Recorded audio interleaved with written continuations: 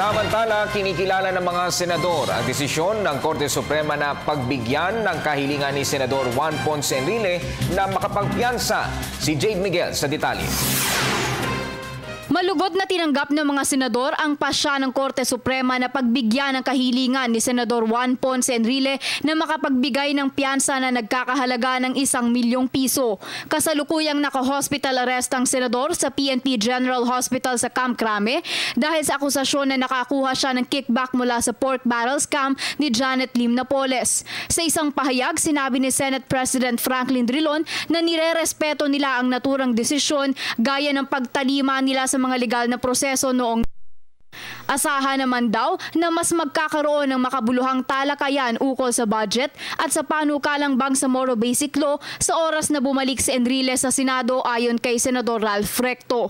Ayon naman kay Senador Cheese Escudero, isang malaking pagbabago raw ang naging desisyon ng Korte Suprema dulot ng malakas na argumento ni Enrile na posible ring pakinabangan ng iba pang mga akusado. Binabati ko siya sa kanyang legal victory. Hindi ko pa nababasa yung desisyon pero malamang magiging precedent setting ito kaugnay ng right to bail na ginagarantiyahan ng konstitusyon. Nais ko ring mabasa at makita yung desisyon kung anong nilalaman at nilolob nun.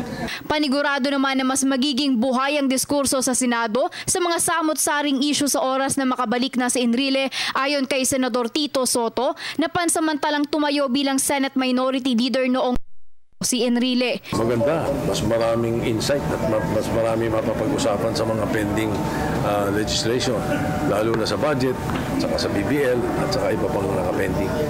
Sa kabilang banda, naging matipid naman ang naging pahayag ni Senador Antonio Trillanes IV ukol sa naging desisyon. Anya nirerespeto niyang naging pasya ng Korte Suprema sa naturang petisyon ni Enrile. Matatanda ang kabilang si Trillanes na nagsulong na imbestigahan ng maanumalyang pork barrel scam ni Janet Lim Napoles kung saan nasangkot si Enrile at di kalaunay na aresto kasama ang 2 pang senador na sina Jinggoy Estrada at Bong Revilla.